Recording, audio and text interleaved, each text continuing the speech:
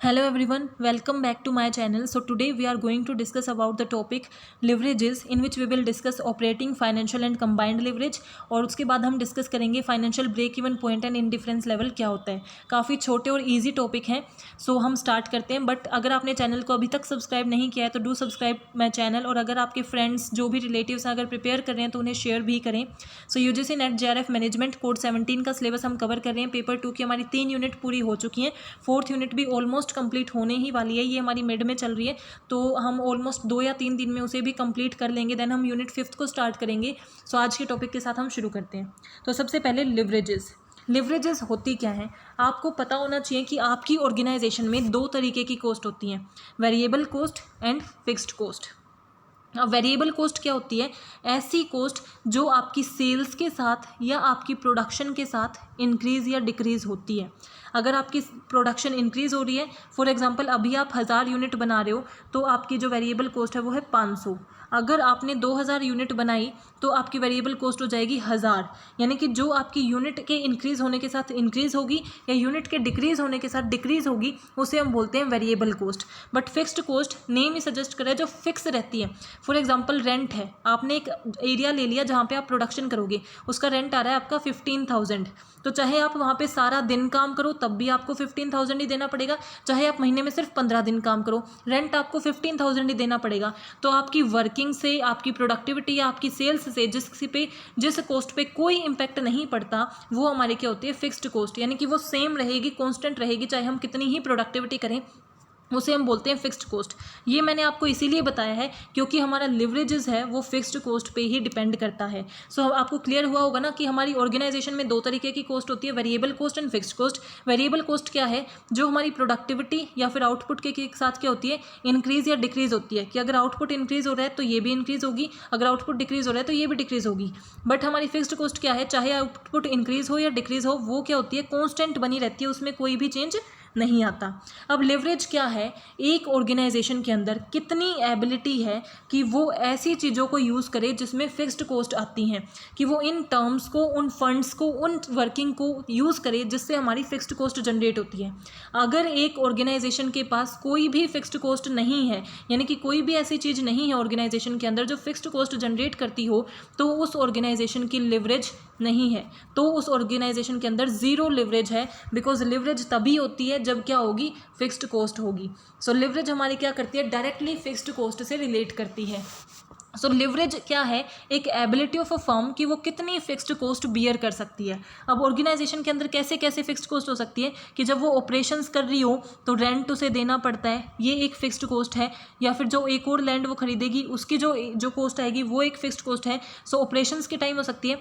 अब काम करने के लिए उसे क्या चाहिए? फंड भी तो चाहिए। अब फंड में फिक्स्ड कॉस्ट क्या होती है? अगर हम डेप्ट से ले रहे हैं तो चाहे हमें प्रॉफिट हो या लॉस हो, हमें उन्हें क्या देना पड़ता है? इंटरेस्ट देना पड़ता है। तो ये भी हमारी क्या है? एक फिक्स्ड कॉस्ट है। तो अगर जब भी वो वर्किंग कर रही है, अगर उसकी वर्किंग में कोई भी फिक्स्ड कॉस्ट नहीं आ रही तो उस ऑर्गेनाइजेशन का कोई लिवरेज नहीं है। बट अगर ऑर्गेनाइजेशन में फिक्स्ड कॉस्ट आ रही है तो इसका मतलब ऑर्गेनाइजेशन में क्या है? लिवरेज है। जितनी ज़्यादा फिक्स्ड कॉस्ट होती है उतनी ही ज़्यादा ऑर्गेनाइजेशन के अंदर लिवरेज होती है। बिकॉज अगर फिक्स्ड कॉस्ट ज़्यादा है इसका मतलब ऑर्गेनाइजेशन की लिवरेज ज़्यादा है, ऑर्गेनाइजेशन की एबिलिटी ज़्यादा है फिक्स्ड कॉस्ट के साथ डील करने की। अब आप खुद देखो, फॉर एग्जाम्पल आप क्या करे थे? हम एग्जाम्पल लेके चलते हैं कि हमने 1000 यूनिट हम बना रहे थे जिसके अंदर हमारी फिक्स्ड कॉस्ट आ रही थी 100 रुपये की और वेरिएबल कॉस्ट आ रही थी 50 रुपये की। सिर्फ हम लेके चलते हैं कि 1000 यूनिट्स पे हमारी फिक्स्ड कॉस्ट थी क्या? 100 रुपये की, और वेरिएबल कॉस्ट क्या थी? 50 रुपये की। अगर हमने 2000 यूनिट करी तो फिक्स्ड कॉस्ट कितनी रह गई? उतनी 100 रुपये रह गई। लेकिन ये कितनी हो गई? 50 से, क्योंकि डबल हुआ है तो ये भी कितनी हो जाएगी? 100। वेरिएबल कॉस्ट क्या हो गई? चेंज हो गई। बट फिक्स्ड कॉस्ट क्या हुई? उतनी ही रह गई, इसके अंदर कोई चेंज नहीं आया। तो अगर एक ऑर्गेनाइजेशन के अंदर फिक्स्ड कॉस्ट ज़्यादा है तो इसका मतलब अगर उसकी सेल्स इंक्रीज़ होगी तो कॉस्ट में चेंज ज़्यादा नहीं होगा। अगर आपका ओवरऑल कॉस्ट, फॉर एग्जांपल आप लेके चलो कि आपका कंप्लीट हम कॉस्ट का लेके चले कि ऑर्गेनाइजेशन की क्या है? पूरी कॉस्ट है, इसमें से जो फिक्स्ड कॉस्ट का प्रपोर्शन है वो ज़्यादा है और जो हमारी वेरिएबल कॉस्ट है उसका प्रपोर्शन क्या है? कम है। तो अगर ये जो फिक्स्ड कॉस्ट का प्रपोर्शन ज़्यादा है ये इंडिकेट करता है कि अगर ऑर्गेनाइजेशन का प्रॉफिट बढ़ा या सेल्स बढ़े तो हमारी फिक्स्ड कॉस्ट क्या होगी? नहीं बढ़ेगी, सिर्फ वेरिएबल कॉस्ट बढ़ेगी। लेकिन वेरिएबल कॉस्ट तो वैसे ही कम प्रपोर्शन की है। तो अगर ऑर्गेनाइजेशन की सेल्स में चेंज होगा तो प्रॉफिट में उससे ज़्यादा चेंज होगा, क्योंकि हमारे पास ज़्यादा फिक्स्ड कॉस्ट है जो सेम रहेगी, तो हम अपना प्रॉफिट ज़्यादा जनरेट करेंगे। अगर हमारी ऑर्गेनाइजेशन की सेल्स में इंक्रीज़ हुआ तो हमारी फिक्स्ड कॉस्ट अगर ज़्यादा है तो प्रॉफिट में जो इंक्रीज़ होगा वो सेल्स से ज़्यादा इंक्रीज़ होगा, सेल्स से ऑलमोस्ट डबल इंक्रीज़ होगा, बिकॉज हमारी ऑर्गेनाइजेशन में फिक्स्ड कॉस्ट ज़्यादा है। और फिक्स्ड कॉस्ट कौन सी कॉस्ट होती है? जो हमारी सेल्स के साथ चेंज नहीं होती।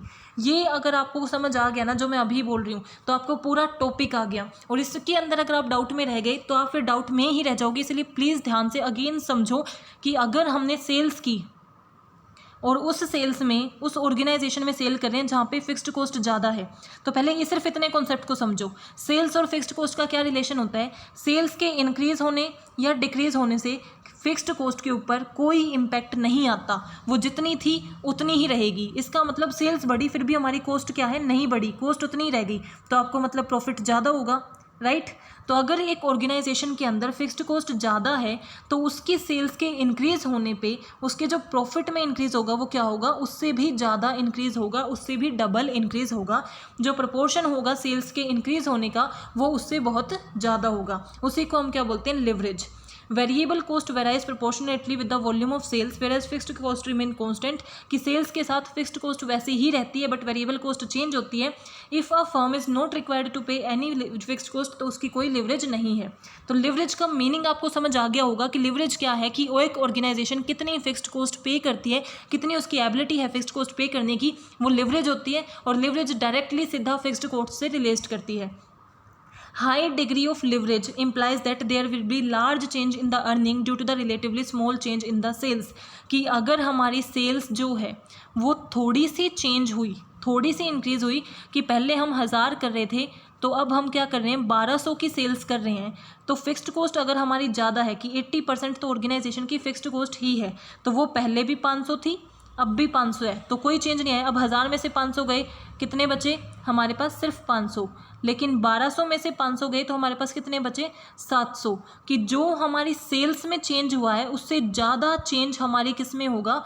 जो हमारे पास प्रॉफिट है उसमें। क्योंकि सेल्स में कितना चेंज हुआ है? 1000 से 1200 ही तो सेल्स में हुआ 200 का चेंज, लेकिन इसमें कितना हुआ? इसमें भी हुआ 200 का चेंज। बट अगर हम एक्चुअल लाइफ में देखते हैं तो जो सेल्स में चेंज हो रहा है, अगर हमारी सेल्स इंक्रीज़ हो रही है तो हमारा प्रॉफिट उससे भी ज़्यादा इंक्रीज़ होता है, क्योंकि फिक्स्ड कॉस्ट क्या है? उतनी ही रिमेन रह जाती है। फिक्स्ड कॉस्ट में अगर कोई चेंज नहीं आता, तो अगर सेल्स में चेंज होगा तो प्रॉफिट में उससे ज़्यादा चेंज होगा। और इसी तरह अगर हम एडवर्स कॉन्सेप्ट को देखें कि हायर लिवरेज है, अगर आपकी सेल्स जो है वो डिक्रीज़ हुई, फॉर एग्जांपल आपकी सेल्स थी 1000 बट अब कितनी हो गई? 500 हो गई। और अब हमारी क्या है? फिक्स्ड कॉस्ट, चाहे सेल्स इंक्रीज़ हो या डिक्रीज़ हो ये उतनी ही बनी रहेगी। ये पहले भी 500 थी, ये अब भी 500 है। तो अब पहले प्रॉफिट हमारा कितना था? 500 का था, बट अब प्रॉफिट क्या हो गया? 0 हो गया, यानी कि हम नो प्रॉफिट नो लॉस की सिचुएशन पे आ गए। तो अगर चाहे एडवर्स होगा तो भी वो हमारे लिए बुरा है, और सेम होगा तब भी हमारे लिए बुरा है। जैसे हम एक एग्जांपल लेके चलते हैं, organisation A and organisation B. Organisation A के अंदर क्या है? सेल्स इंक्रीज़ हो रही है, और ऑर्गेनाइजेशन बी के अंदर सेल्स डिक्रीज़ हो रही है। तो पहले हम ऑर्गेनाइजेशन ए को लेते हैं कि ऑर्गेनाइजेशन ए के अंदर पहले सेल्स थी 2000 की और उस पर फिक्स्ड कॉस्ट आ रही थी 500 की, ठीक है। ये फिक्स्ड कॉस्ट है, ये सेल्स है। तो अब हमारी उसकी कितनी बच गई? 2000 में से 500 गए तो क्या प्रॉफिट कितने का हो रहा था उसका? 1200 का। अभी हम वेरिएबल कॉस्ट नहीं ले रहे, बस इसके सिर्फ अंडरस्टैंडिंग के लिए समझा रही हूँ, क्योंकि वैसे तो हमें वेरिएबल कॉस्ट भी लेनी होती है, बट एक बार आपको समझ आ जाए कि ये कॉन्सेप्ट कहना क्या चाहता है, मैं सिर्फ इतना बताना चाहती हूँ। सो ये हुआ, अब हमारी सेल्स क्या हुई? इंक्रीज़ हुई। 2000 से हमारी सेल्स कितनी हो गई? 1000 की हो गई। अब ये हमारा क्या होगा? 3000 की हो गई। 2000 से हम कितने पे आ गए? 3000 पे। फिक्स कॉस्ट कितनी रही? उतनी ही रही, 500। तो अब हमारे लिए कितना हो, हमारा प्रॉफिट कितना हो गया? 2500 का। तो सेल्स में हमारा जो डिफरेंस आया उसकी वजह से प्रॉफिट में क्या होगा? ज़्यादा डिफरेंस होगा, क्योंकि अभी हमने वेरिएबल कॉस्ट माइनस नहीं किया। वेरिएबल कॉस्ट जब हम माइनस कर देते हैं तो ये जो डिफरेंस हो जाता है ये ज़्यादा का होता है। तो अगर हम सेल्स को इंक्रीज़ करते हैं तो प्रॉफिट में भी इंक्रीज़ होता है, अगर हमारी फाइनेंशियल लिवरेज हमारे पास है। अगर फाइनेंशियल लिवरेज पॉजिटिव फॉर्म में है। सिमिलरली अगर हमारी ऑर्गेनाइजेशन की सेल्स क्या हो रही है, डिक्रीज हो रही है, तो भी वो हमें वैसे ही अफेक्ट करेगी। लिवरेज सिर्फ पॉजिटिव टर्म के लिए यूज़ नहीं किया जाता, अगर वो पॉजिटिवली हमें इम्पैक्ट कर रही है तो नेगेटिवली भी वो हमें वैसे ही इम्पैक्ट करेगी कि इस ऑर्गेनाइजेशन की हमने क्या लिया, बी ऑर्गेनाइजेशन है, वो पहले सेल्स कर रही थी हमारी 1000 की और अब वो सेल्स कर रही है 800 की। पहले फिक्स्ड कॉस्ट थी 500 और अब भी फिक्स्ड कॉस्ट रहेगी 500, क्योंकि फिक्स्ड कॉस्ट तो चेंज होगी ही नहीं ना। तो अगर सेल्स कम हो गई तो इसका मतलब आपका प्रॉफिट क्या हो जाएगा, कम हो जाएगा। पहले आप कितने का कर रहे थे, 500 का कर रहे थे, लेकिन अब आपका प्रॉफिट क्या हो गया, कम हो गया।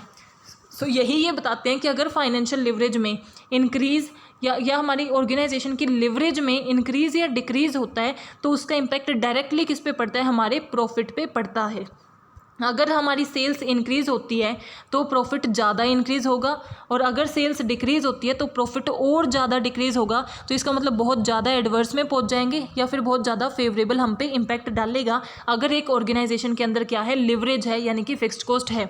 ये तभी होगा जब एक ऑर्गेनाइजेशन के अंदर फिक्स्ड कॉस्ट है वो ज़्यादा प्रोपोर्शन में होगी। Now types of leverages. Leverages 3 तरीके की होती है, operating, financial and combined leverage. So पहले हम डिस्कस करते हैं ऑपरेटिंग लिवरेज। ऑपरेटिंग लिवरेज का मतलब क्या है, ऐसी फिक्स्ड कॉस्ट जो ऑपरेशन से रिलेटेड है, यानी कि डे टू डे ऑपरेशंस जो आप करते हो उसके अंदर कितनी फिक्स्ड कॉस्ट आती है उसको हम बोलते हैं ऑपरेटिंग लिवरेज। जैसे कि रेंट है, ये सब चीज़ें आपकी क्या है, ऑपरेटिंग लिवरेज के अंदर आ रही है। डेली जो चीज़ें होंगी या फिर टी के एक्सपेंसेस हैं, जो आपके जितना भी स्टाफ है उसके लिए डेली आप क्या मंगाते हो, टी आपने एक टाइम के लिए कर रखी है कि हर दिन में इतने बजे उन्हें एक बार टी मिलेगी, तो वो भी आपकी क्या है, फिक्स्ड कॉस्ट है। तो डे टू डे ऑपरेशंस में जो फिक्स्ड कॉस्ट आती है उसे हम बोलते हैं ऑपरेटिंग लिवरेज। और फिक्स्ड कॉस्ट क्या होगी, सेल्स के साथ चेंज नहीं होती, वो तो वैसे की वैसी रहेगी। सो ऑपरेशन से रिलेटेड जो भी फिक्स्ड कॉस्ट होती है उसे हम बोलते हैं ऑपरेटिंग लिवरेज। अगर हमारी फिक्स्ड कॉस्ट ऑपरेशन से रिलेटेड ज़्यादा है वेरिएबल कॉस्ट से, कि 80% फिक्स्ड कॉस्ट है और 20% वेरिएबल कॉस्ट है, तो हम क्या बोलेंगे कि हमारी ऑपरेटिंग लिवरेज हाई है। सिमिलरली अगर हमारी फिक्स्ड कॉस्ट कम है वेरिएबल कॉस्ट से, कि वेरिएबल कॉस्ट है हमारी 70% और फिक्स्ड कॉस्ट है हमारी 30%, तो इस टाइम पे हमारी ऑपरेटिंग लिवरेज क्या है, लो। तो अगर हमारी ऑपरेटिंग फिक्स्ड कॉस्ट हाई है तो ऑपरेटिंग लिवरेज भी हाई होगी, अगर ऑपरेटिंग फिक्स्ड कॉस्ट कम है तो ऑपरेटिंग लिवरेज भी कम होगी। तो इतना तो यही तो किसका रिलेशन था, ऑपरेटिंग फिक्स्ड कॉस्ट और ऑपरेटिंग लिवरेज का। अगर ऑपरेटिंग लिवरेज हाई है, लिवरेज का मतलब ही क्या होता है, लिवरेज हमें क्या बताती है कि जितना चेंज हमारी सेल्स में होगा उससे ज़्यादा चेंज हमारे प्रॉफिट में होगा, चाहे वो पॉजिटिव वे में हो या नेगेटिव वे में हो। तो सिमिलरली ऑपरेटिंग में कैसा प्रॉफिट होता है, ऑपरेटिंग प्रॉफिट। तो अगर ऑपरेटिंग लिवरेज हाई है तो ऑपरेटिंग यानी कि सेल्स में जो चेंज होगा उससे ज़्यादा चेंज किस में होगा, हमारी ऑपरेटिंग प्रॉफिट में होगा। और अगर सेल्स में कम हो रहा है तो उससे ज़्यादा कम हमारा क्या होगा, ऑपरेटिंग प्रॉफिट होगा। ये सिंपल है हमारी ऑपरेटिंग लिवरेज। सो ऑपरेटिंग लिवरेज क्या है, it occurs when a firm has fixed cost in operations, यानी कि जो डे टू डे ऑपरेशंस आप करते हो उसमें जो फिक्स्ड कॉस्ट आती है उसी को आप क्या बोलते हो, operating leverage. It means higher the fixed cost higher the operating leverage, यानी कि ज़्यादा फिक्स्ड कॉस्ट होगी तो ऑपरेटिंग लिवरेज भी ज़्यादा होगी। और अगर फिक्स्ड कॉस्ट ज़्यादा है तो इसका सिंपल सा मतलब है कि जितना प्रॉफिट में चेंज होगा, जितना सेल्स में चेंज होगा, प्रॉफिट में उससे ज़्यादा चेंज होगा। सो जितनी आपकी सेल्स में चेंज हुआ ऑपरेटिंग प्रॉफिट में उससे ज़्यादा चेंज होगा ड्यू टू ऑपरेटिंग लिवरेज, अगर ऑपरेटिंग लिवरेज हाई है। सिमिलरली अगर ऑपरेटिंग लिवरेज लो है यानी कि फिक्स्ड कॉस्ट कम है तो सेल्स में जितना चेंज होगा ऑपरेटिंग प्रॉफिट में उससे कम चेंज होगा। ये हमारी क्या होती है, ऑपरेटिंग लिवरेज कहती है। If fixed cost is higher than the variable cost it will be higher degree of operating leverage, कि अगर फिक्स्ड कॉस्ट हाई है तो ऑपरेटिंग लिवरेज भी क्या है, हाई है। और अगर ऑपरेटिंग लिवरेज हाई है तो प्रॉफिट में चेंज भी क्या होगा, ज़्यादा होगा, सेल्स में चेंज होने की वजह से। देखो बिल्कुल सिंपल कॉन्सेप्ट है। लिवरेज हमें क्या बताती है कि हमारी जो प्रॉफिट है उसमें ज़्यादा चेंज होगा इन कंपैरिजन टू सेल्स अगर फिक्स्ड कॉस्ट ज़्यादा है। अगर एक ऑर्गेनाइजेशन में लिवरेज ज़्यादा है तो प्रॉफिट में चेंजेस भी ज़्यादा होंगे। अगर प्रॉफिट में पॉजिटिव चेंज हो रहे हैं तो वो ज़्यादा होंगे, अगर नेगेटिव हो रहे हैं तो एडवर्स चेंजेस भी बहुत ज़्यादा होंगे।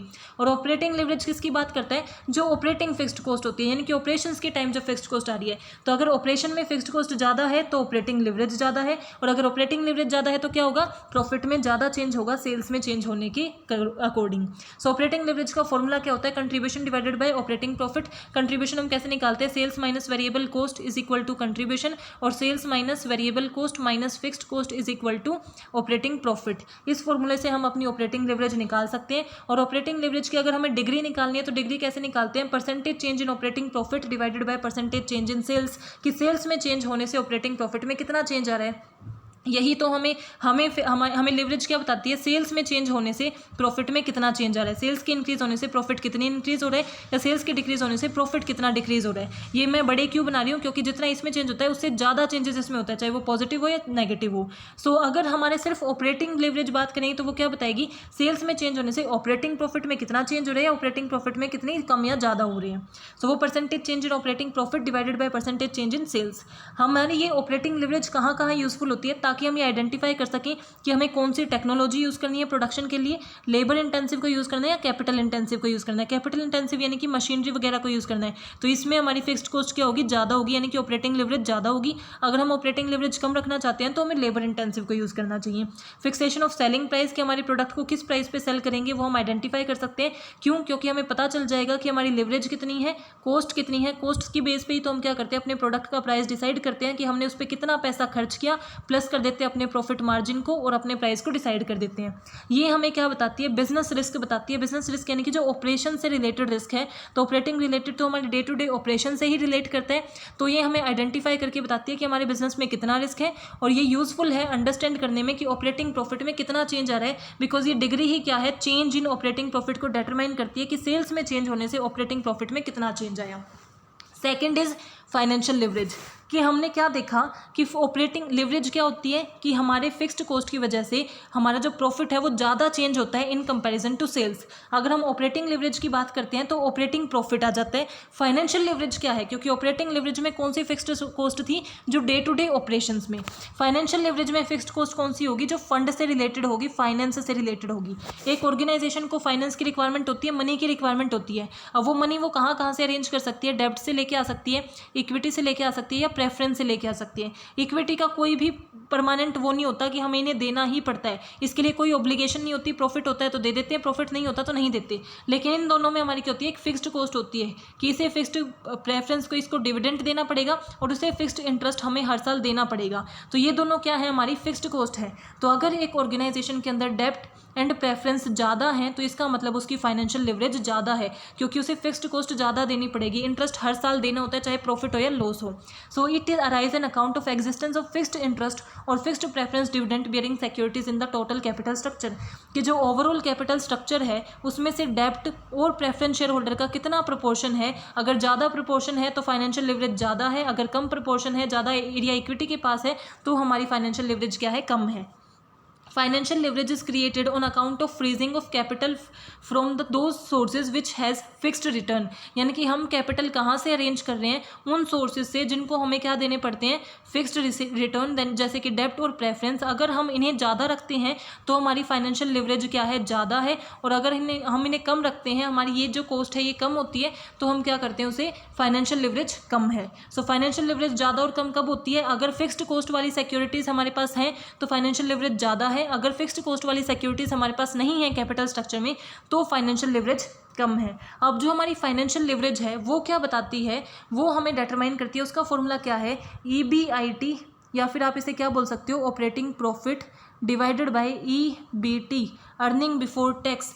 ये जो फॉर्मूला है इससे हम क्या निकाल सकते हैं, हमारी ऑर्गेनाइजेशन में कितनी फाइनेंशियल लिवरेज है, यानी कि हमारी EBT पे कितना चेंज आ रहा है, अर्निंग बिफोर टैक्स में कितना चेंज आया हमारे EBIT की वजह से, ऑपरेटिंग प्रॉफिट में चेंज होने की वजह से अर्निंग बिफोर टैक्स में कितना चेंज हुआ, वो हमें फाइनेंशियल लिवरेज बताती है। ये अर्निंग बिफोर टैक्स क्यों बताती है, क्योंकि इसी के बाद तो हम क्या करते हैं, प्रेफरेंस को और किसको, इक्विटी को पे करते हैं, तो इसके बेस पे हम अपनी फाइनेंशियल लिवरेज को बताते हैं। और इसकी डिग्री क्या है, परसेंटेज चेंज इन EPS, अर्निंग पर share, divided by percentage change in EBIT। इनकी परसेंटेज को देख के हम क्या कर सकते हैं, अपनी आइडेंटिफाई कर सकते हैं कि फाइनेंशियल लिवरेज क्या है। फॉर्मूलाज आपको पता होने चाहिए, इंपॉर्टेंट होते हैं। Now significance of financial leverage, financial leverage की क्या सिग्निफिकेंस है कि ये हमें क्या बताती है, अर्निंग बिफोर टैक्स यानी कि ईबीटी में कितना चेंज हुआ ये हमें बता देती है, बिकॉज इसका फॉर्मूला क्या है, ईबीटी डिवाइडेड बाय ईबीआईटी। सो ये हमें बता देती है कि कितना चेंज हो रहा है। Planning of capital structure of the firm, की इसके बेस पे हम ये आइडेंटिफाई कर सकते हैं कि हमें डेब्ट का कितना प्रोपोर्शन रखना है, इक्विटी का कितना रखना है और प्रेफरेंस का कितना रखना है कि हमारी बेस्ट फाइनेंशियल लिवरेज हो। मेजरमेंट ऑफ फाइनेंशियल रिस्क, वो हमें बिजनेस रिस्क बताती थी ऑपरेशन से रिलेटेड, और ये हमें फाइनेंशियल रिस्क बताती है। अगर फाइनेंशियल लिवरेज ज़्यादा है तो फाइनेंशियल रिस्क भी ज़्यादा होता है, क्योंकि एक ऑर्गेनाइजेशन के ऊपर ड्यूटी हो जाती है, ऑब्लिगेशन हो जाती है कि आपको फिक्स्ड पे करना पड़ेगा, चाहे लॉस हो या प्रॉफिट, फिक्स्ड इंटरेस्ट आपको पे करना पड़ेगा, फिक्स्ड डिविडेंड आपको पे करना पड़ेगा। तो वो आपके फाइनेंशियल रिस्क को इंक्रीज करता है और प्रॉफिट प्लानिंग में हेल्प करता है आपकी ऑर्गेनाइजेशन का। बट लिमिटेशंस क्या है फाइनेंशियल लिवरेज की, कि increasing in risk, increasing in rate of return, interest. ये आपने जो कैपिटल स्ट्रक्चर पढ़ा होगा तब आपको, अगर उसने वो आपने वो वीडियो देखी है तो आपको ये ईजी हो जाएगी कि जब आप डेप्ट आपकी ऑर्गेनाइजेशन में ज़्यादा होते हैं तो इसका मतलब फाइनेंशियल लिवरेज ज़्यादा है। बट अगर डेप्ट ज़्यादा है तो वो क्या क्रिएट करते हैं, इक्विटी के बीच में क्या कर देते हैं, एक इनसिक्योरिटी क्रिएट करते हैं कि इस ऑर्गेनाइजेशन में तो डिबेंचर्स बहुत है, ज़्यादा पैसा तो इन्हीं में लग जाएगा, हमें रिटर्न मिलेगा या नहीं। तो इक्विटी वाले क्या हो जाते हैं, उनके माइंड में क्या आ जाता है, फियर। इसकी वजह से वो अपने रेट ऑफ इंटरेस्ट या रिस्क को क्या, डिविडेंड के रेट को इंक्रीज कर देते हैं। और थोड़े टाइम के बाद अगर डेप्ट और ज़्यादा हो गए तो खुद डिबेंचर्स में भी फियर आ जाता है कि हमें पैसे वापस मिल भी पाएंगे या नहीं। जैसे हमने एग्जाम्पल लिया था कि एक पर्सन है जिसको आपने उधार दे रखा है, बाद में आपको पता चला उसने तो बहुत लोगों से लोन ले रखा है, तो आप सोचते हो कि अब ये वापस कर भी पाएगा या नहीं, तो आप कहते हो या तो मेरे पैसे वापस दे दे या फिर मैं इंटरेस्ट ज़्यादा लगाऊंगा। तो अगर आपका डिबेंचर ज़्यादा होता है तो उसकी वजह से इंटरेस्ट भी ज़्यादा हो जाता है और रिस्क भी ज़्यादा हो जाता है, जिसकी वजह से डिविडेंड का अमाउंट भी क्या हो जाता है, ज़्यादा हो जाता है। तो हमारी ऑर्गेनाइजेशन की जो कैपिटल स्ट्रक्चर है उसकी कॉस्ट क्या हो जाती है, इंक्रीज हो जाती है। Harmful in case of fluctuation of earning, कि फाइनेंशियल लिवरेज कब यूजफुल नहीं है, कि डेब्ट या फिर प्रेफरेंस को कब हमें यूज़ नहीं करना चाहिए, जब हमारी फ्लक्चुएशंस हैं अर्निंग में, एक बार हमें प्रॉफिट हो रहा है फिर हमें लॉस हो रहा है, फिर प्रॉफिट हो रहा है फिर लॉस हो रहा है, तो इसका मतलब हमारे पास इतनी इनकम नहीं है कि हर बार हम इन्हें फिक्स्ड इंटरेस्ट पे कर सकें, फिक्स्ड इनकम पे कर सकें। तो ये हमें तभी लेने चाहिए जब हमारे पास स्टेबिलिटी हो। और कुछ बार क्या हो जाता है, फाइनेंशियल इंस्टीट्यूशंस जो हमें लोन प्रोवाइड करते हैं वो रिस्ट्रिक्शंस लगा देते हैं, क्योंकि अगर हमने डेब्ट ज़्यादा कर लिया, फॉर एग्जाम्पल हमारी ऑर्गेनाइजेशन में 90% अगर डेप्ट ही हो गए, तो अब वो क्या करेंगे, अगर इनमें जो इंस्टीट्यूशंस है वो हम पे क्या करने लग जाएंगे, रिस्ट्रिक्शंस लगाने लग जाएंगे, क्योंकि ज़्यादा से ज़्यादा तो अथॉरिटी अब उनकी हमारे ऊपर आ गई है, उन्होंने ज़्यादा से ज़्यादा पैसा हमारी ऑर्गेनाइजेशन में इन्वेस्ट कर रखा है। सो अगर हम ज़्यादा फाइनेंशियल लिवरेज रखते हैं तो हमारे ऊपर रिस्ट्रिक्शंस आने लग जाती हैं। Now combined leverage, combined leverage क्या है, जो ऑपरेटिंग लिवरेज है उसका और फाइनेंशियल लिवरेज का कंबाइंड जो निकालते हैं उसे हम बोलते हैं हमारा कंबाइंड लिवरेज। जैसे ऑपरेटिंग लिवरेज का फॉर्मूला हमारा क्या था कि contribution divided by operating profit, और हमारी इसका फॉर्मूला क्या था, operating profit divided bye EPS. यहाँ हम ऑपरेटिंग प्रॉफिट को क्या बोल सकते हैं, ईबीआईटी भी बोल सकते हैं। अगर हम इन्हें मल्टीप्लाई करते हैं तो ऑपरेटिंग प्रॉफिट से ऑपरेटिंग प्रॉफिट कट गया, क्या बच गया, कंट्रीब्यूशन डिवाइडेड बाय ईपीएस। तो यही हमारा फॉर्मूला क्या होता है कंबाइंड लिवरेज का, कि contribution divided by earning before tax, sorry EPT आएगा यहाँ, ईपीटी। तो ये हमारा क्या होता है कंबाइंड लिवरेज। सिमिलरली उनकी डिग्री कैसी थी, परसेंटेज ऑपरेटिंग प्रॉफिट का क्या था, percentage change in operating profit divided by percentage change in sales, ये हमारा ऑपरेटिंग लिवरेज का था। इसका क्या था, percentage change in sales, wait एक सेकेंड, इसमें कुछ हो रहा था maybe, wait let me check first. Operating leverage degree, percentage change in operating profit and percent, या यही था, percentage change in EPS and EBIT, okay. Percentage change in operating profit divided by percentage change in sales, और इसका क्या था, percentage change in sales, percentage change in operating profit, कुछ तो mistake हो रहा है, percentage change in EPS and EBIT, EPS and percentage change in EBIT. So EBIT को हम क्या बोल सकते हैं, ईबीआईटी इज हमारा ऑपरेटिंग प्रॉफिट भी होता है। सो ऑपरेटिंग प्रॉफिट से हमारा ऑपरेटिंग प्रॉफिट कट गया, क्या बच गया, percentage change in EPS divided by percentage change in sales. So ये हमारा क्या होता है, डिग्री कंबाइंड लिवरेज की। तो हमारी जो कंबाइंड लिवरेज है वो क्या है, operating leverage plus multiply by financial leverage, इन दोनों को मिला के जो लिवरेज हम निकालते हैं वो हमारी क्या होती है, कंबाइंड लिवरेज। जैसे कि चाहे हम फॉर्मूले में बात करें चाहे डिग्री में बात करें, अगर फॉर्मूले में तो ऑपरेटिंग लिवरेज जो है उसको मल्टीप्लाई कर दो फाइनेंशियल लिवरेज से। तो ऑपरेटिंग लिवरेज का फॉर्मूला हमारा क्या था, contribution divided by operating profit, और इसका क्या था, operating profit divided by EBT. So अगर हमारा ऑपरेटिंग प्रॉफिट से कट जाएगा तो कंबाइंड लिवरेज का फॉर्मूला क्या आ जाएगा, contribution divided by EBT.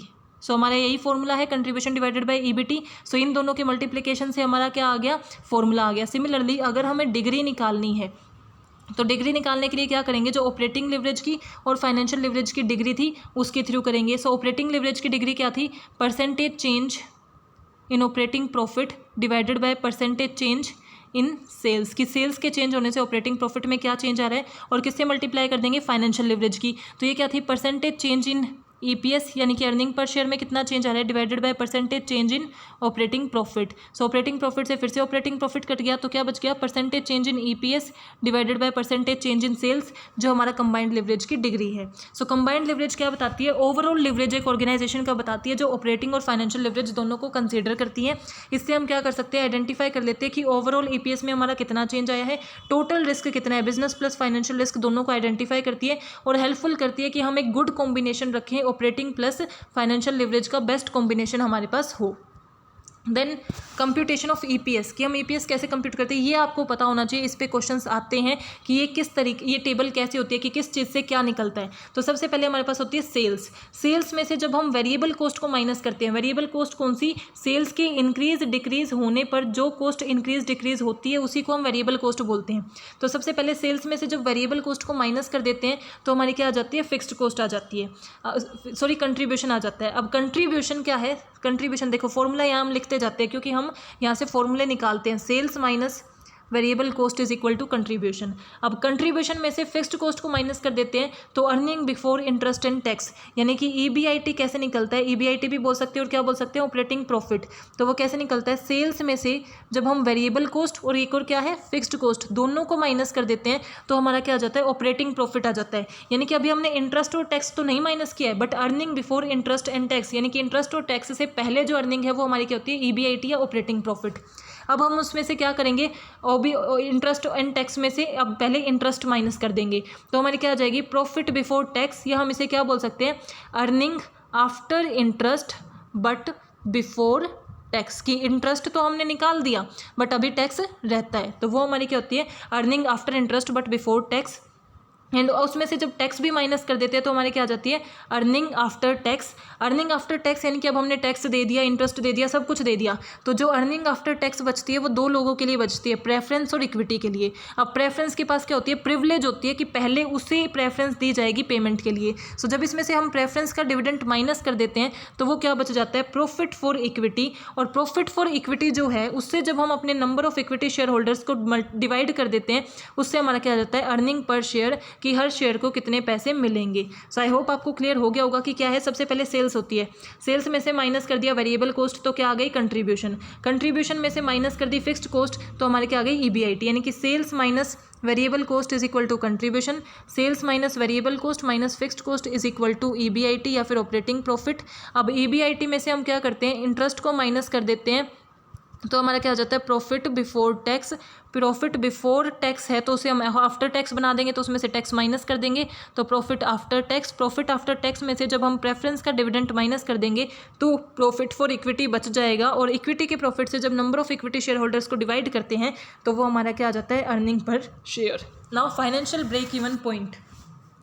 Break even point क्या होता है, no profit no loss situation को हम क्या बोलते हैं, ब्रेक इवन पॉइंट।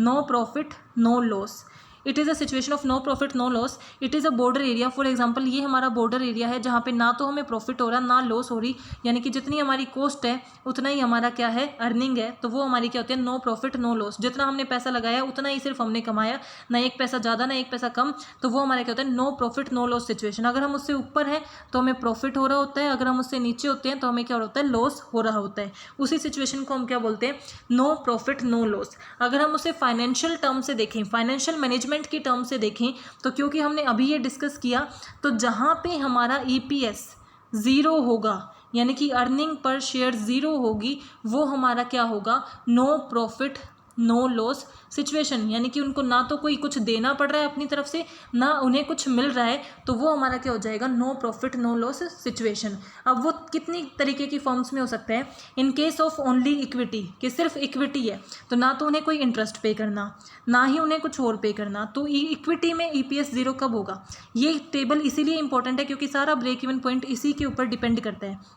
अब सिर्फ इक्विटी फॉर्म को आप देखो, इक्विटी फॉर्म है तो इसका मतलब क्या है, सिर्फ आपको इक्विटी शेयर होल्डर्स को क्या देना है, डिविडेंड देना है, लेकिन आपको क्या निकालना है, no profit no loss situation, यानी कि ब्रेक इवन बताना है। तो ब्रेक इवन पॉइंट कहाँ होगा, जहाँ पे हमारा EPS क्या होगा, ज़ीरो। अब EPS ज़ीरो कब होगा इक्विटी में, जब हमारे इनको कुछ भी ना मिले, तो यहाँ पे हमारी EBIT कितना हो कि हमारा EPS ज़ीरो आए, क्योंकि हम चाहते हैं कि हमारा EPS ज़ीरो हो। EPS ज़ीरो होगा तभी तो वो क्या होगा, ब्रेक इवन पॉइंट होगा। तो हमें कैसे पता चलेगा कि सिर्फ अगर इक्विटी फर्म है तो हमारा EPS ज़ीरो कैसे हो सकता है, क्योंकि हमें कोई प्रेफरेंस डिविडेंड पे नहीं करना, तो ये तो है ही नहीं, टैक्स भी कोई नहीं होगा अभी, और यहाँ पे हमारा क्या, इंटरेस्ट भी पे नहीं करना क्योंकि कोई डेप्ट भी नहीं है। तो जो हमारा EBIT है अगर वो ज़ीरो होगा तभी तो आगे बढ़ते बढ़ते, अगर EBIT में 100 रुपये हैं फॉर एग्जांपल, तो अगर हम आगे बढ़ते आएंगे तो हमारे प्रॉफिट क्या, इक्विटी के लिए भी 100 रुपये आ जाएंगे, बट हमें ब्रेक इवन के लिए क्या चाहिए कि यहाँ ज़ीरो अमाउंट हो, तभी तो हमारा ब्रेक इवन पॉइंट हुआ कि ना तो इक्विटी शेयर होल्डर्स के पास लेने के लिए कुछ है, ना उन्हें कुछ देना है। तो जब हमारा EBIT ज़ीरो होगा, EBIT जब ज़ीरो होगा तभी हमारा क्या हो सकता है, इस केस में सिर्फ इक्विटी के केस में लेके चल रहे हैं, दूसरे केस मत लो, इसमें सिर्फ इक्विटी के केस में चल रहे हैं कि सिर्फ इक्विटी के केस में जब हमारा EBIT ज़ीरो है तभी हमारा क्या हो सकता है, EPS ज़ीरो हो सकता है। सो पहले केस में ब्रेक इवन पॉइंट कब होगा, अगर हमारी सिर्फ इक्विटी फॉर्म है जिसमें सिर्फ इक्विटी शेयर होल्डर्स है, तो उसमें EBIT अगर ज़ीरो है तब हमारा ब्रेक इवन पॉइंट होता है। दूसरा केस है डेब्ट भी है और इक्विटी भी है, यानी कि आपके पास क्या है, डेब्ट है एंड इक्विटी है। अब हम चाहते हैं कि इक्विटी के लिए 0 रुपये बचें, तभी हम किस पे पहुंचेंगे, ब्रेक इवन पॉइंट पे पहुंचेंगे। तो हमारा ये नहीं है प्रेफरेंस क्योंकि उसके अंदर नहीं है, हमें इंटरेस्ट देना है क्योंकि इंटरेस्ट क्या है, डेब्ट है ना, तो इंटरेस्ट हमें देना है। फॉर एग्जांपल इंटरेस्ट का अमाउंट हमने लगा लिया 1000 रुपये हमें देने हैं, लेकिन हम चाहते हैं यहाँ 0 बचे, तो 1000 रुपये देने हैं। 1000 किस में से लेस कर रहे हैं हम, EBIT में से लेस कर रहे हैं। तो अगर EBIT हमारा 1000 होगा तभी तो यहाँ 0 बचेगा और नीचे 0 आएगा। तो जब हमारा डेब्ट और इक्विटी फॉर्म हो तो हमें क्या चाहिए होता है कि जो हमारा EPIT है वो किसके इक्वल हो, इंटरेस्ट के इक्वल हो, ताकि जो पैसे हैं वो यहीं पे 0 हो जाएं और आगे हमारा कुछ ना जाए और हम ब्रेक इवन पॉइंट पे रहें। तो अगर हमारी डेब्ट और इक्विटी फर्म है तो अगर EBIT हमारे इंटरेस्ट के इक्वल है तो उस टाइम पे हम ब्रेक इवन पॉइंट पे हैं। देखो कितनी सिंपल सी अंडरस्टैंडिंग है। अगर सिर्फ इक्विटी फर्म है तो आपको कुछ इंटरेस्ट नहीं देना, यहाँ आपका कोई पैसा ही नहीं लग रहा। तो अगर आप चाहते हो यहाँ 0 हो तो ये 0 होगा तभी तो नीचे 0 जाएगा। तो अगर सिर्फ इक्विटी फर्म है तो EBIT 0 होना चाहिए अगर आप ब्रेक इवन पॉइंट पे हो तो। लेकिन अगर आप चाहते हो कि आपकी डेब्ट और इक्विटी फर्म पे आप ब्रेक इवन पे कब होगे, यहाँ 0 कब होगा, यहाँ ब्रेक इवन पॉइंट होगा तभी तो 0 होगा। तो यहाँ ब्रेक इवन पॉइंट कब आएगा, जब हमारा EBIT इंटरेस्ट के इक्वल है, क्योंकि EBIT के अंदर से हमें इंटरेस्ट लेस करना होता है। अगर ये 1000 है और इंटरेस्ट भी 1000 है तो 1000 में से 1000 गए तो 0 बचा ना, तो नीचे क्या बचेगा, 0 ही रह जाएगा। तो जब हमारा EBIT इंटरेस्ट के इक्वल होता है तब हमारा ब्रेक इवन पॉइंट होता है इन केस ऑफ डेब्ट एंड इक्विटी। अब एक ऑर्गेनाइजेशन है जिसके पास क्या है, प्रेफरेंस भी है और इक्विटी है, डेब्ट नहीं है। तो देखो प्रेफरेंस है और इक्विटी है लेकिन डेब्ट क्या है, नहीं है। तो यहाँ तो हमें क्या रखना है, 0 रखना है। तो EBIT किसके इक्वल होना चाहिए, क्योंकि EBIT है ये हमारा फॉर एग्जांपल 1000। अब इसमें से क्या करना होता है, लेस इंटरेस्ट, बट डेब्ट तो हमारे पास है ही नहीं तो इंटरेस्ट नहीं करेंगे, तो फिर प्रॉफिट बिफोर टैक्स भी कितना बच गया, 1000, क्योंकि इंटरेस्ट तो कोई था ही नहीं। अब हमें क्या करना होता है, उसके ऊपर प्रेफरेंस को डिविडेंड देना होता है। तो जो प्रेफरेंस डिविडेंड और टैक्स, तो जब हमारा वो टैक्स जितना हमारा उस पर 1000 पे लगेगा प्लस प्रेफरेंस को कितना डिविडेंड देना है, इन दोनों की इक्वल अगर हमारा PBT है सो हमारा EBIT किसके इक्वल होना चाहिए, जो भी हमारा प्रेफरेंस डिविडेंड है प्लस टैक्स अगर उसके इक्वल हमारा EBIT है तो लास्ट में हमारे कितने बचेंगे, 0 बचेंगे। क्योंकि फॉर एग्जांपल प्रेफरेंस डिविडेंड आपका है 600 रुपये, टैक्स है आपका 400 रुपये, तो आपका EBIT कितना होना चाहिए, 1000 होना चाहिए, तभी नीचे जाके क्या बचेंगे, 0 बचेंगे। क्योंकि 1000 में से टैक्स के गए 400, कितने बचे, 600, 600 में से प्रेफरेंस के गए 600, तो नीचे कितने बचे 0। तो जब EPS के लिए 0 बचते हैं वही तो हमारा ब्रेक इवन पॉइंट होता है। तो EBIT कितना होना चाहिए, हमारे प्रेफरेंस, डिविडेंड और टैक्स के इक्वल होगा, उन दोनों के सम के इक्वल होगा, तो हमारा क्या हो जाएगा ब्रेक इवन पॉइंट। जब हमारा EBIT हमारे प्रेफरेंस, डिविडेंड और टैक्स के इक्वल होता है उस फॉर्म में जिसमें डेब्ट को यूज़ नहीं किया जा रहा, सिर्फ इक्विटी और प्रेफरेंस को यूज़ किया जा रहा है, वो हमारा क्या होता है फाइनेंशियल ब्रेक इवन पॉइंट। किसके इक्वल, टैक्स प्लस प्रेफरेंस के डिविडेंड। अब एक ऑर्गेनाइजेशन है जिसमें डेब्ट भी है, इक्विटी भी है और प्रेफरेंस भी है, तो पहले आप वीडियो को पॉज करें और कमेंट सेक्शन में मेंशन करें तो उसमें EPS 0 कैसे होगा, मेंशन किया। अब मैं बताती हूँ कि कैसे होगा, आप मैच करके देखो कि आपका सही है या नहीं। कि अब हमारी क्या है, प्रेफरेंस भी है, इक्विटी भी है और डेब्ट भी है, यानी कि इंटरेस्ट भी देना है। फॉर एग्जांपल इंटरेस्ट हमने लगा लिया 1000 रुपये का, प्रॉफिट टैक्स हमने लगा लिया 400 का और प्रेफरेंस डिविडेंड हमने लगा लिया 600 का। तो हमारा EBIT कितना होना चाहिए कि नीचे हमारे पास 0 रुपये बचें, तभी हम ब्रेक इवन पॉइंट पे रहेंगे। तो 0 कैसे बचेंगे, जब हमारा जो EBIT है वो इन तीनों के इक्वल होगा, यानी कि वो 2000 होगा, तभी हमारा क्या होगा लास्ट में 0 बचेंगे। क्योंकि 2000 में से 1000 गए, कितने बचे 1000, 1000 में से 400 गए, बचे 600, 600 में से 600 गए 0। तो अगर आप चाहते हो कि प्रेफरेंस, इक्विटी और डिविडेंड डेब्ट की टाइम पे आपका ब्रेक इवन 0 हो, तो उस टाइम पे वो 0 कब हो सकता है, जब आपका EBIT आपके टैक्स, इंटरेस्ट और डिविडेंड के इक्वल होगा, उसी टाइम पे आपका क्या होगा EPS 0 होगा। So financial break even I hope आपको क्लियर हुआ होगा। ब्रेक इवन पॉइंट क्या है, जहाँ पे EPS हमारा 0 होता है, शेयर जो हमारे शेयर होल्डर्स हैं उसके पास कुछ नहीं होता, ना प्रॉफिट ना लॉस, तो उसे हमें ये बताना होता है कि EBIT की ऐसी कौन सी सिचुएशन है जहाँ पे हमारा EPS 0 होगा। तो अगर सिर्फ इक्विटी है तो EBIT 0 के ही इक्वल होना चाहिए, डेब्ट और इक्विटी है तो EBIT इंटरेस्ट के इक्वल होना चाहिए, प्रेफरेंस और इक्विटी है तो टैक्स प्लस प्रेफरेंस डिविडेंड के इक्वल होना चाहिए, और डेब्ट और इक्विटी प्रेफरेंस शेयर्स है तो उसमें हमारा क्या होगा interest plus tax plus preference, इन तीनों के इक्वल होना चाहिए EBIT। Now indifference point, indifference point क्या होता है, इनडिफरेंस का मतलब क्या है, जिसमें कोई फर्क नहीं पड़ता, यानी कि जो कोई मैटर नहीं करता। एक बिजनेस है, उसके पास 2 ऑप्शन है, या तो सिर्फ वो इक्विटी के साथ जाए या इक्विटी प्लस डेब्ट के पास जाए। It depend on perceived earning in case of डेब्ट, financial leverage and financial risk is there, यानी कि डेब्ट के टाइम पे हमारे पास फाइनेंशियल रिस्क, फाइनेंशियल लिवरेज होता है, बट वो ये देखता है कि इक्विटी से जो अर्निंग उसे मिलेंगी, परसीव्ड अर्निंग जो ये सोच रहा है, और इन दोनों से जो अर्निंग मिलेंगी वो सेम है, इससे भी वो 50,000 अर्न कर पाएगा, इससे भी वो 50,000 अर्न कर पाएगा। तो यानी कि वो कोई भी, उसे ये लगता है कि मैं कोई भी ऑप्शन चुन लूँ, दोनों मेरे लिए सेम रिजल्ट लेके आएंगे, तो वो पॉइंट हमारा क्या होता है इनडिफरेंस पॉइंट। फॉर एग्जाम्पल कि आपके पास एक पिज़्ज़ा है और एक बर्गर है, आपको चुनना है कि आपको क्या खाना है, और आपके दोनों फेवरेट हैं, तो आपको लगता है कि मुझे कोई भी मिल जाए, कोई फ़र्क नहीं पड़ता, तो वो आप किस पॉइंट पे हो, इनडिफरेंस पॉइंट पे। सिमिलरली अगर एक ऑर्गेनाइजेशन फाइनेंशियली इस पॉइंट पे है कि चाहे वो इक्विटी चुने, इक्विटी प्लस डेब्ट चुने, डेब्ट या प्रेफरेंस चुने, कुछ भी चुने, उसकी अर्निंग सेम रहेगी, तो वो पॉइंट क्या होता है indifference point. It is a point when there is no proper concern about equity and डेब्ट, कि कोई कंसर्न नहीं होता कि इक्विटी ज़्यादा होनी चाहिए, डेब्ट कम होनी चाहिए, या डेब्ट ज़्यादा होनी चाहिए, इक्विटी कम होनी चाहिए, हर जगह अर्निंग सेम होगी, तो हमारा हर जगह EPS सेम रहेगा, उसको हम बोलते हैं indifference point. Indifference point is a level of earning before tax, interest and tax, यानी कि EBIT का वो लेवल जो सेम रहेगा, चाहे हमारे डेब्ट ज़्यादा हो कम हो, इक्विटी ज़्यादा हो कम हो, यानी कि दोनों पे हमें सेम लेवल की अर्निंग हो, वो हमारा इनडिफरेंस पॉइंट होता है। So I hope you are clear with this topic. If you have any doubt, please mention in comment section. Thank you. Keep supporting. Don't forget to like, subscribe and share my channel. Thank you.